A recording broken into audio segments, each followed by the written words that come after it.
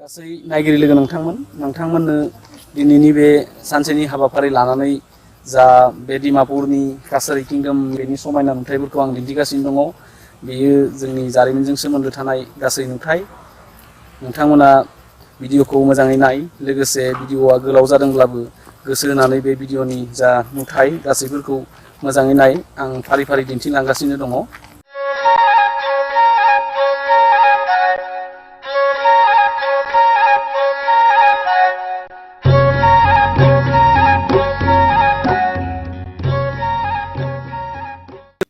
गासै नायगिरि नोंथांमोना जुदि बे पिलारखौ मोजाङै नुनो मोनदोंब्ला बेवहाय मोनसे जोबोर सोमोनांथाव आर्ट मोनसे नुनो मोनदों। बे आर्टआव नोंथांमोना मोजाङै नायोब्ला नुनो मोनो बेवहाय मोनफ्रोमबो जा आगरनि गेजेर गेजेर बे त्रिशुलनि मोनसे सिम्बल नुनो मोनदों।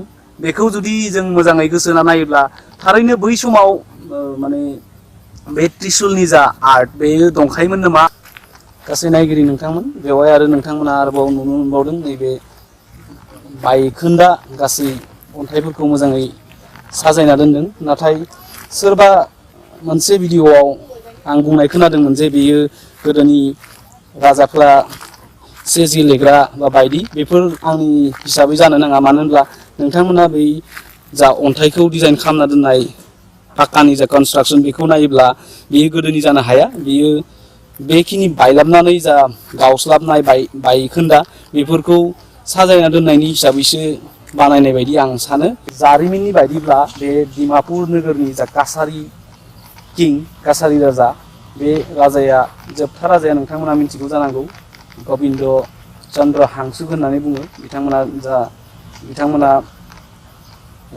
गुबुन मोनसे भिडिअ पाब्लिश खालामनाय आं इउटुबाव नुनो मोनदों। बेवहाय सासे बोराय मानसिया बेनि हिस्ट'रिखौ मोजाङै बेखेवदों। गबिन्द चन्द्र हांसुकआनो जोबथा बेनि राजा होननानै बुंदों। आरो जों जारिमिनखौ मोजाङै बोदलाना नायोब्ला जोंनि हारिनि राजा इरागदावाबो बे रायजोनिनो जोबथा राजा होननानै बुंदों। लोगोसे गबिन्द चन्द्रआ गुबुन फोलेरनि मणिपुरनि जा रानि सासे हाबा खालामदोंमोन। बिनि मुङा नोंथांमोना मिथिखागौ, रानि इन्द्रुप्रभा होननानै। बिथाङा जा सासेबो गथ' गैयैलाय बे रायजोखौ इंराजफोरा जा गथ' गथाय गैजायैनि आयेननि हेफाजाबजों बेखौ बिथांमोना इंराजनि जा रुल्स बेनि आन्दाराव लांदोंमोन मोनसे समाव। जारिमिनखौ नोंथांमोना मोजाङै फरायोब्ला मोनदांनो हायो। लोगोसे दिनै गोबाव समनि मोनसे आंनि जा सिमांमोन बेखौ नायफैनायनि, बेखौ नायफैदों। लोगोसे नायफैनानै जोबोर गोजोननाय मोन्दों। मानो होनब्ला बेफोर जा बायखोन्दा पिलार, जा समायना डिजाइनै दोनलांदों, बेफोरखौ नायोब्ला थारैनो गोसोखौ रंजाखाङो। जोंबो जे मोनसे समाव राजफोलेरनि राजा फोलेरनि सुबुंमोन, बेनि बे गासै बिदिन्थिया बेयाव दंजोबो।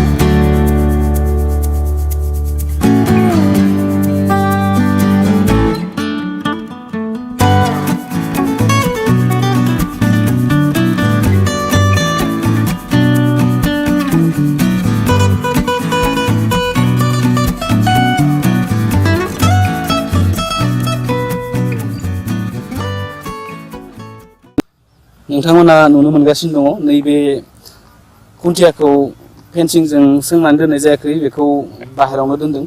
नोंथांमोना नुनो मोनदों बेनि जा कनस्ट्राक्सन बे टटेलि अन्थाइजों नङा, खायसे सिमेन्ट बायदि मेटेलजों बानायनाय जानांगौ बै समनि।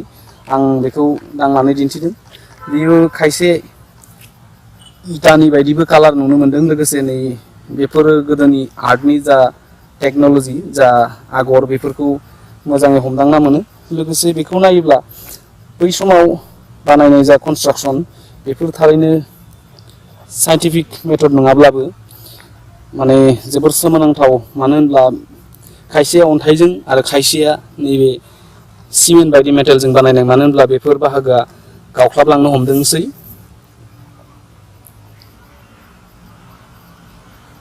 गासै नायगिरि लोगो नोंथांमोना दिनैनि बे ब्लग्स भिडिअनि हेफाजाबजों गासै डिमापुरनि नैबे काछारी किंडमनि नुगासिनो दङ।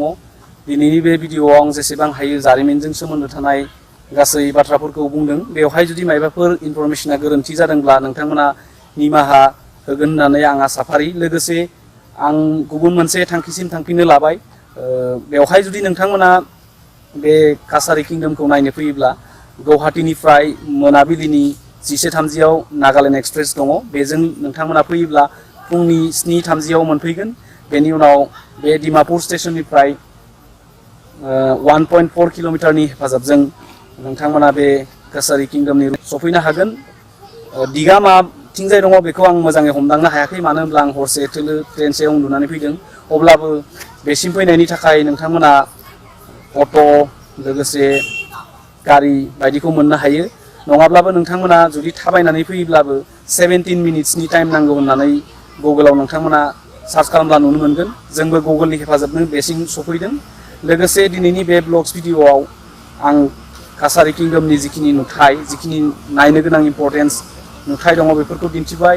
लोगोसे खायसे बुंनायाव जुदि माबाफोर गोरोन्थि जालांदोंब्ला निमाहा होगोन। लोगोसे बे भिडिअनि हेफाजाबजों आं जोंनि जा हारिनि दालाइसाफोर दङ, जा दालाइसाफोरनि आं मुंखौ बावैसो सिगाङाव बुंलांदोंमोन। लोगोसे महाभारतनि हिसाबैबो जाखिनि कमेन्ट्सखौ होदोंमोन बेफोरावबो जुदि माबाफोर गोरोन्थि दङब्ला गासै नायगिरि नोंथांमोना गोरोन्थिखौ सुद्रायनायनि थाखाय कमेन्ट्सनि हेफाजाबजों आसि थुनानै दिन्थिहरगोन। लोगोसे जुदि भिडिअखौ नायनानै थारैनो आंनि नाजानाया जाफुंसार जादोंब्ला नोंथांमोना नोंथांमोननि लोगोनो भिडिअखौ शेयार खालाम। लोगोसे भिडिअखौ लाइक खालाम।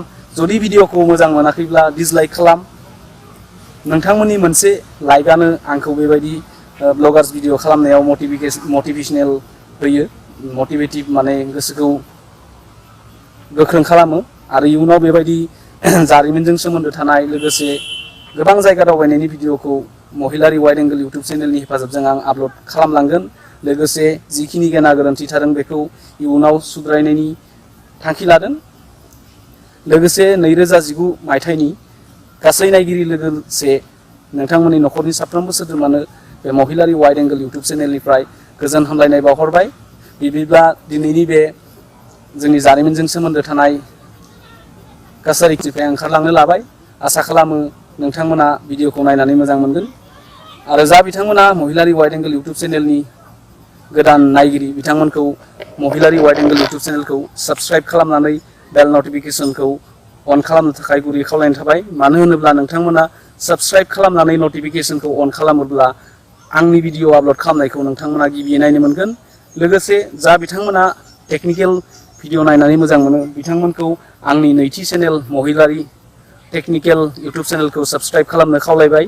डेसक्रिपसननि सिङाव आं आंनि नैथि चेनेलनि लिंकखौ होगोन। लोगोसे जा बिथांमोना आर्टिकल्स फरायनानै मोजां मोनो बेनि थाखायबो आं मोनसे वेबसाइट खालामदों। बे वेबसाइटनि एड्रेसा जाहैबाय www.mohilariangle.com। बेवहायबो आं बर' रावजों गोबां आयदानि सायाव टपिक लिरनानै फोसावबोदों। नोंथांमोना बेवहाय थांनानैबो खायसे आर्टिकेलखौ फरायनो हागोन। बिदिब्ला बे गासै वेबसाइटनि लिंकखौ आं आंनि डेसक्रिपसननि सिङाव लिरनानै होगोन। लोगोसे नोंथांमोना भिडिअआव नुनाय गासै ससियेल मिडियानि जा लिंक बेफोराव आंखौ फल' खालामनो हागोन। बिदिब्ला दिनैनि बे भिडिअआव बेखिनियानोसै। गोजोन्थों। जै बर' हारिनि जै।